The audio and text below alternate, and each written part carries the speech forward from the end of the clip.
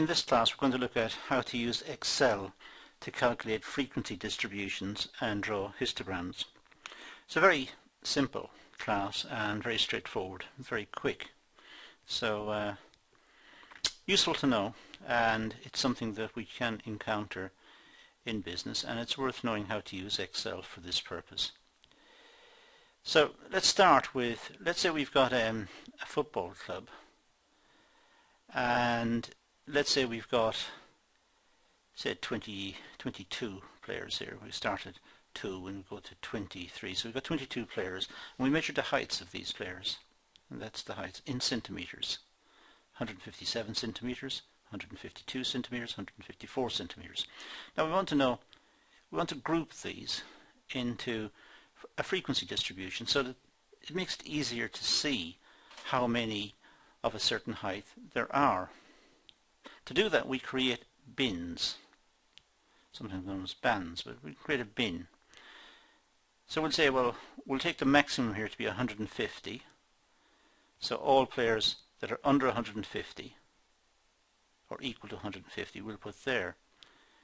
155, so 151 to 155, 156 to 160, and so on.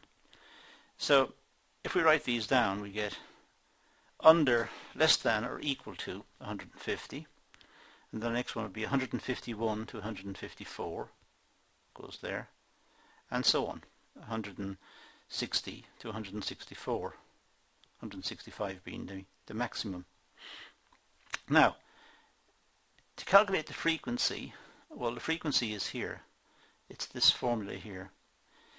And you can get this formula from online sources. It's quite easy. Just go to Google and type in how to calculate a frequency distribution from Excel, using Excel. And you'll be surprised at the number of sources that pop up. Most of them will discuss various ways of doing it and issues involved. And you don't need to get too complicated.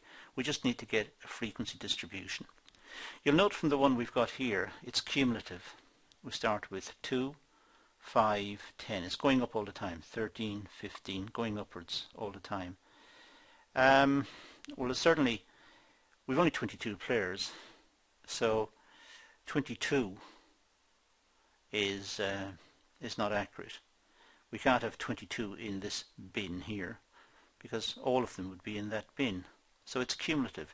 So to calculate the precise number in the bin is just, I take the starting point here, which is D2. That's the frequency there. I'll show you how to do that in a second. And I subtract the previous one from the present, given this one. So it's D3 minus D2. D3 minus D2 is 5 minus 2, which is 3. And the next one then is D4 minus D3. So it's 10 minus 5, which is 5. And the frequency itself, this one, the formula, well, what we've done here is we've listed out the total data set. So it runs from A2 to A23. From A2 over here, A2, all the way down to A23, down here. And we're going to put them into these bins here, and the bins are B2 to B9. So B2 to B9. I could have more bins if I wanted to, or less bins. Depends on what you want. You just simply specify the number of bins, experiment with it, and you'll find you'll be able to do this. It's an easy exercise. So now we've got the frequency in there, and that should add up. This number here should add up to 22. We'll just check it if you like.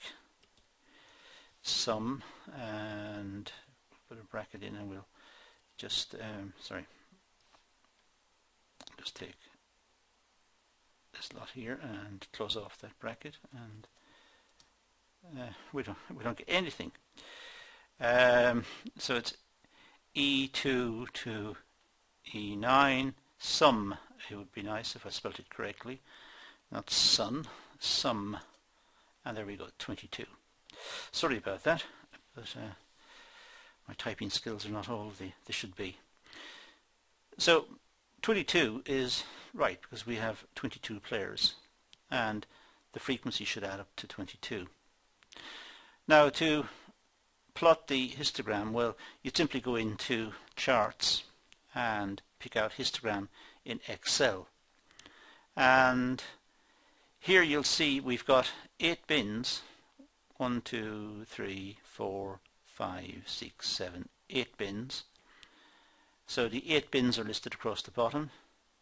You could change the title of the axis here if you wanted to be very clever and just write in what each of the bins are. So this one here is bin 1, which is less than or equal to 150. And there are 2 in there, as you can see, and that's exactly what we've got up here, is 2. The next bin is 151 to 154, and we've got 3. And there you are, 3 in that bin. That's the frequency. So the frequency is on the vertical axis, and the size of the bin is down here. Okay, so that's all we really need to do in this session. It's a very short session, just showing you how to use Excel to calculate frequency distributions. Hope that's useful, so let's leave it at that, and thank you for watching.